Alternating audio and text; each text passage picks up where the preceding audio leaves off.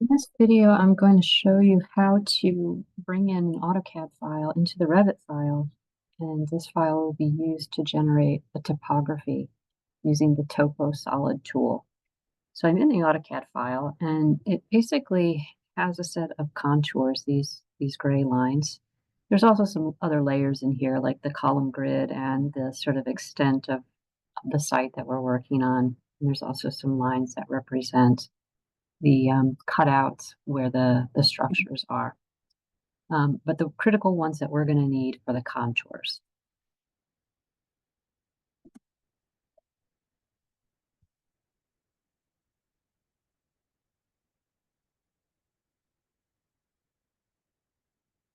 And this file will be, you'll need to download it and then import it into the Revit file. So I'm going to go to the Revit file now.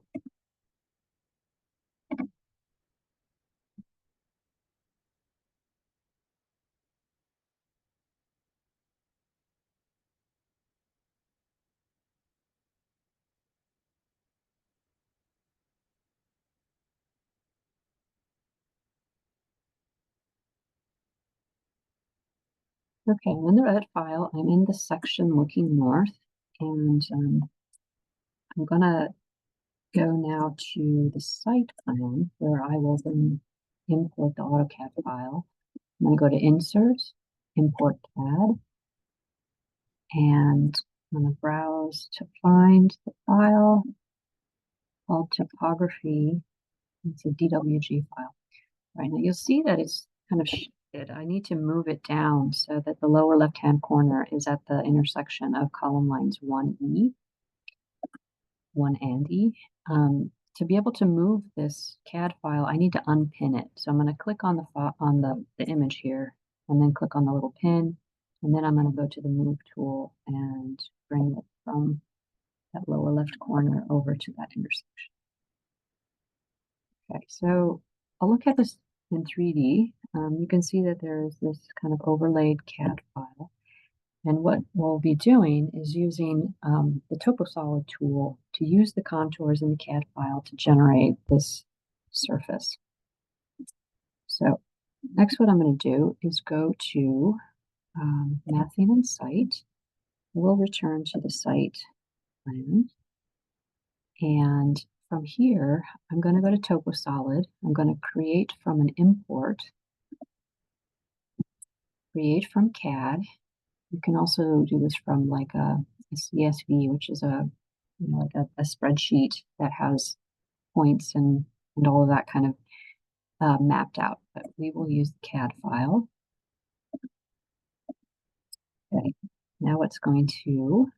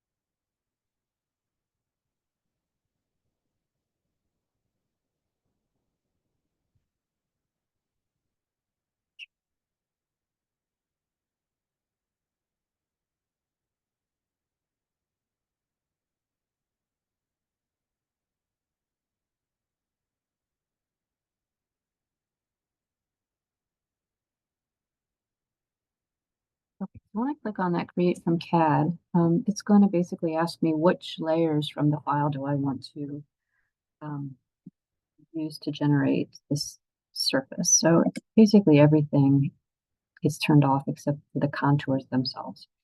Now I'm going to say, okay. All right, now let's go back to the 3D view, and you'll see now that this is now generated a kind of a mass. I'm going to need to make some setting changes, but before I do that, let's take a look at it in this section. Okay, it's a little hard to see what's happening here, but you can see that this is the profile that I created with the contours. The idea is basically that water will pitch away from the building. It's kind of important that you do this as part of the process of grading the site, just to keep water from penetrating through the foundation. So the site should just be kind of going up and down across the whole length of the section. And if I look at this, let's say from the east view, you can see here too that there's a peak here at the middle and it slopes away. All right, so setting changes that we need to do. First of all, you may find that you need to stretch this prop window so that you can include all of these here. But I'm going to click on the topo solid, and from there, I'm going to go to edit type and edit the structure. So right now, it only has like a 2-foot thickness assigned to it, but I need that topo solid to go below the caissons. So I'm going to change it to 30. So now you can see the caissons go, quite far down there. And that's what I'm going to need them to do for this. Now, there's some other things that you're going to need to change. This will take perhaps a little bit of time. You can see that the topo solid is passing through the foundation here. So what I need to do is cut the hatch pattern there. So I'm going to go to modify and hit cut. I'm going to choose the topography or the topo solid, and then I'm going to start picking objects.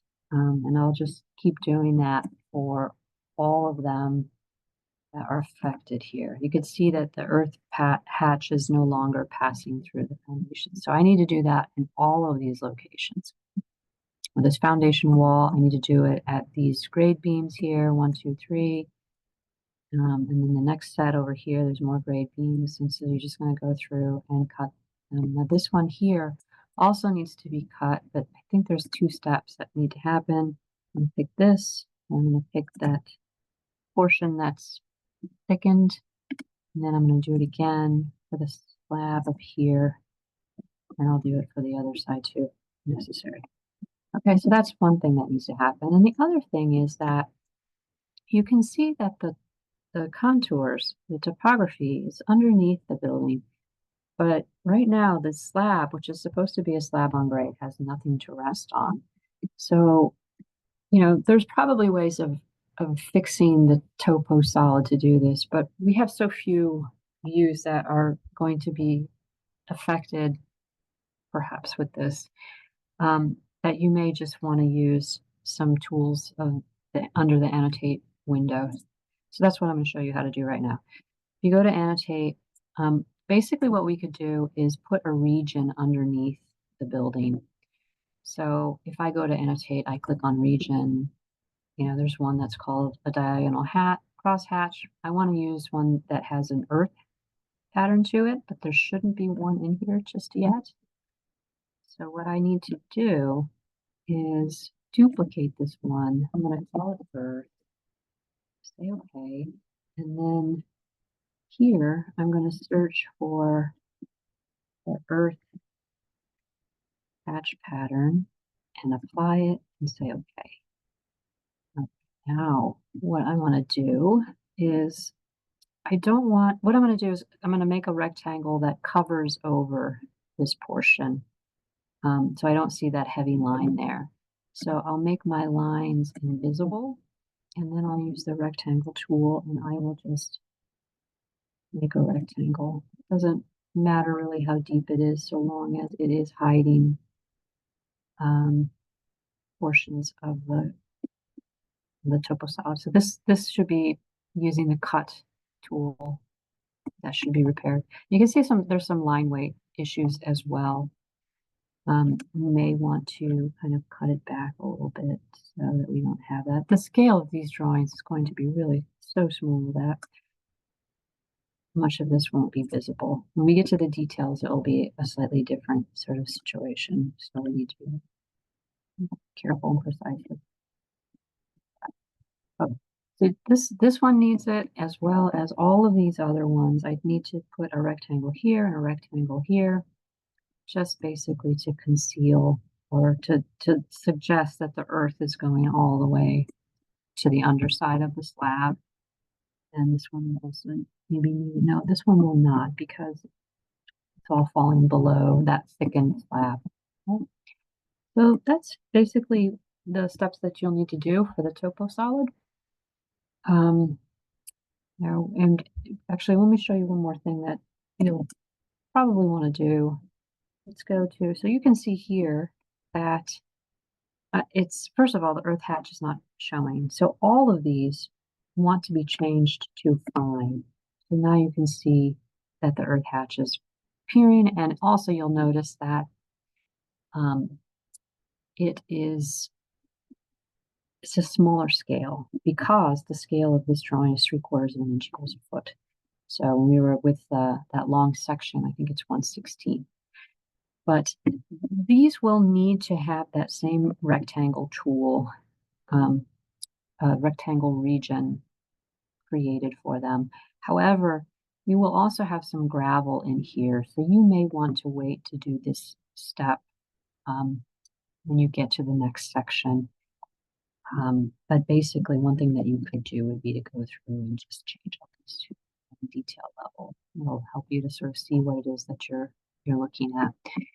And you'll also be able to see whether you were successful in cutting the foundations from the topo solid beyond.